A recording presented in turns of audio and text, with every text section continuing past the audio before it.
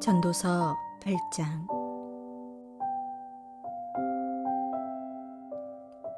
누가 지혜자와 같으며 누가 사물의 이치를 아는 자이냐?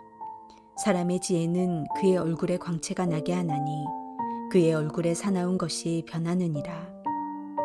내가 권하노라. 왕의 명령을 지키라. 이미 하나님을 가리켜 맹세하였음이니라. 왕 앞에서 물러나기를 급하게 하지 말며 악한 것을 일삼지 말라. 왕은 자기가 하고자 하는 것을 다 행함이니라. 왕의 말은 권능이 있나니 누가 그에게 이르기를 왕께서 무엇을 하시나이까 할 수 있으랴. 명령을 지키는 자는 불행을 알지 못하리라. 지혜자의 마음은 때와 판단을 분별하나니 무슨 일에든지 때와 판단이 있으므로 사람에게 임하는 화가 심함이니라. 사람이 장래 일을 알지 못하나니 장래 일을 가르칠 자가 누구이랴. 바람을 주장하여 바람을 움직이게 할 사람도 없고 죽는 날을 주장할 사람도 없으며 전쟁할 때를 모면할 사람도 없으니 악이 그의 주민들을 건져낼 수는 없느니라. 내가 이 모든 것들을 보고 해 아래에서 행하는 모든 일을 마음에 두고 살핀즉 사람이 사람을 주장하여 해롭게 하는 때가 있도다. 그런 후에 내가 본즉 악인들은 장사 지낸 바 되어 거룩한 곳을 떠나 그들이 그렇게 행한 성읍 안에서 잊어버린 바 되었으니 이것도 헛되도다. 악한 일에 관한 징벌이 속히 실행되지 아니하므로 인생들이 악을 행하는 데에 마음이 담대하도다. 죄인은 100번이나 악을 행하고도 장수하거니와 또한 내가 아노니 하나님을 경외하여 그를 경외하는 자들은 잘 될 것이요 악인은 잘 되지 못하며 장수하지 못하고 그날이 그림자와 같으리니 이는 하나님을 경외하지 아니함이니라. 세상에서 행해지는 헛된 일이 있나니 곧 악인들의 행위에 따라 벌을 받는 의인들도 있고 의인들의 행위에 따라 상을 받는 악인들도 있다는 것이라. 내가 이르노니 이것도 헛되도다. 이에 내가 희락을 찬양하노니 이는 사람이 먹고 마시고 즐거워하는 것보다 더 나은 것이 해 아래에는 없음이라. 하나님이 사람을 해 아래에서 살게 하신 날 동안 수고하는 일 중에 그러한 일이 그와 함께 있을 것이니라. 내가 마음을 다하여 지혜를 알고자 하며 세상에서 행해지는 일을 보았는데 밤낮으로 자지 못하는 자도 있도다. 또 내가 하나님의 모든 행사를 살펴보니 해 아래에서 행해지는 일을 사람이 능히 알아낼 수도 없도다. 사람이 아무리 애써 알아보려고 할지라도 능히 알지 못하나니 비록 지혜자가 아노라 할지라도 능히 알아내지 못하리로다. 오늘날 현대인들은 허무라는 질병에 걸려 있습니다. 허무는 피조된 인간의 유한함에서 시작됩니다. 나이가 들어갈수록 우린 이러한 한계를 경험합니다. 육체가 병들어 여기저기가 아파오는 것을 느끼게 되는 순간 인생의 무상함과 허무함을 우리는 깨닫게 됩니다. 모두가 바쁘게 살아가는 세상이지만 실체가 보이지 않는 허상을 따라 살다가는 우리는 갑자기 이런 허무함 가운데 빠져들 수 있습니다. 12장으로 구성된 전도서의 주된 주제 역시 허무입니다. 1장에서 6장까지 하나님을 떠난 삶에 대한 허무함을 이야기했다면 7장부터는 그 허무함을 극복할 수 있는 방법으로 하나님을 향한 경외와 함께 위를 보는 삶에 대하여 소개하고 있습니다. 하나님 없는 인생이 허무하다면 하나님을 향한 인생이야말로 참된 의미 있는 삶이기 때문입니다.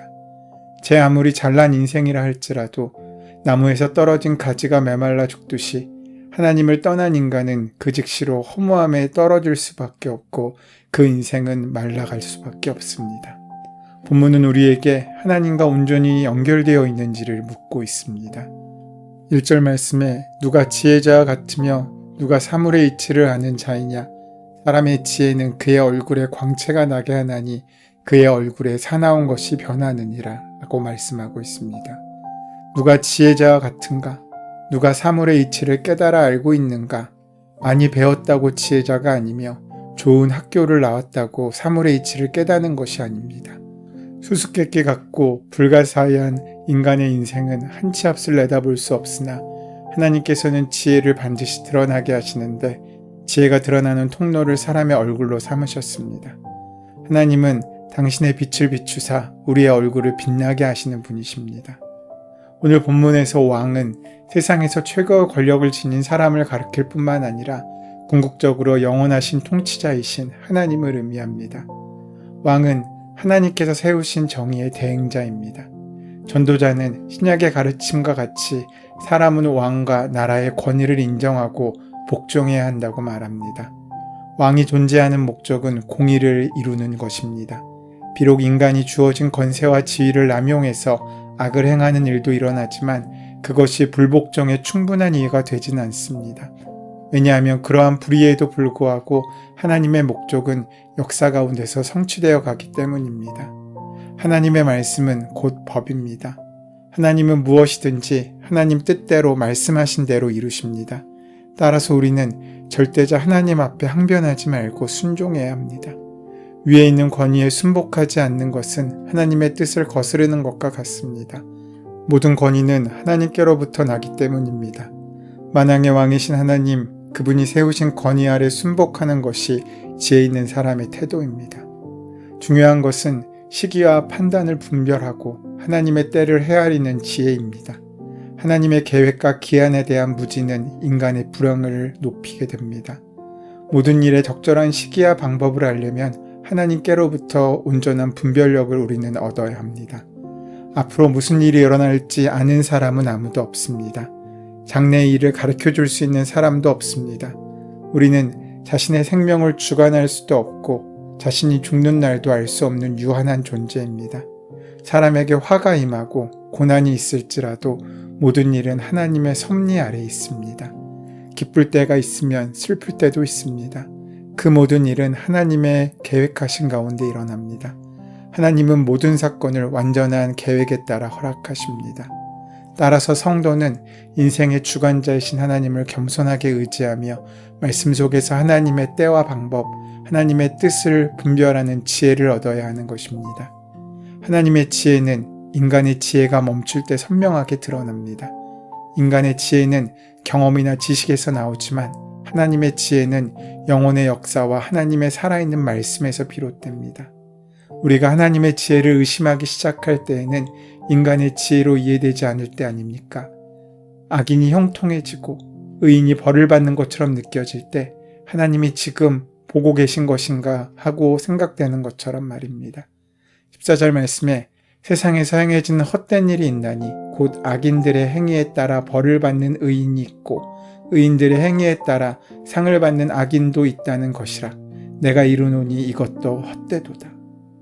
악이 점점 기세등등해지고 범죄자에 대한 형벌은 생각보다 가벼우며 선한 사람들은 힘을 제대로 쓰지 못하여 뭉치기보다 제각각 흩어져 버리는 것을 볼 때마다 우리도 인간인지라 용기와 믿음이 흔들릴 때도 있습니다. 저마다 옳다고 주장하며 자기 자신에게 합당한 몫을 주장하는 것들을 들어보면 일리가 있고 맞는 말인 것처럼 들리기도 합니다. 하지만 그 안에 담긴 여러 가지 갈등 속에서 생겨나는 모순들은 우리를 답으로 인도하기보다는 길을 헤매게 만들 때가 더 많습니다. 하나님께 진리가 있고 모든 지혜가 하나님께 있지만 우리 삶이 왜 이토록 문제투성이고 모순덩어리이며 어둠과 악으로 그려지고 있는 것이겠습니까? 전도서 기자는 이런 질문을 가진 우리에게 분명한 답을 해주고 있습니다. 분명 세상에는 남을 괴롭히는 악인이 항상 존재합니다. 권력의 남용과 악한 자가 영예로운 장례식을 치르고 악한 일에 대한 공의가 제대로 시행되지 않는 부조리가 우리의 주변에 심심치 않게 보이고 있습니다. 하지만 악인들도 결국에는 죽음을 맞이하게 되고 그들의 존재 자체가 다른 이들의 기억에서 사라질 것입니다. 그런데 악한 일에 대한 하나님의 징벌이 속히 실행되지 않는다는 이유로 사람들은 악을 행하는 데 더 담대합니다. 때로는 악한 사람들이 더 번성한 것처럼 보이기도 합니다. 하지만 악한 사람이건 선한 사람이건 이 땅에서 약삭빠르게 자기의 욕심을 이룬 사람이건 하나님의 말씀을 따라가느라 이 삶의 많은 것을 포기한 사람이건 우리는 결국 죽음 이후에 하나님 앞에 설 사람들입니다. 그때 하나님께서 하나님의 온전한 정의를 이루실 것으로 우리는 믿습니다. 참된 지혜는 그렇게 우리의 눈에 보이는 세상뿐만 아니라 하나님의 영원하신 심판 아래 우리가 서야 될 유한한 존재임을 깨닫을 때 우리는 미래를 향한 참된 소망을 얻고 누릴 수 있게 됩니다. 이 땅이 끝이 아님을 기억하게 될 때 우리는 이 땅에 소망을 두지 않고 하나님께 참된 소망을 두며 하나님께서 원하시는 삶을 살아갈 수 있는 능력을 얻게 됩니다. 그것이 참된 지혜입니다. 하나님을 경외하며 신실하게 사는 사람들은 하나님께서 반드시 돌아보십니다. 또 그들의 종말을 아름답게 바꾸어 주실 것입니다. 하나님을 경외하는 자는 어떠한 상황 가운데도 형통한 삶을 살 것이 분명합니다. 우리의 눈에 보이는 부조리한 세상 가운데서도 하나님의 은혜로 인해 먹고 마시는 즐거운 일을 우리가 지금 누리고 있지 않습니까? 그러한 희락이 있다면 그것은 하나님께서 허락하신 복입니다.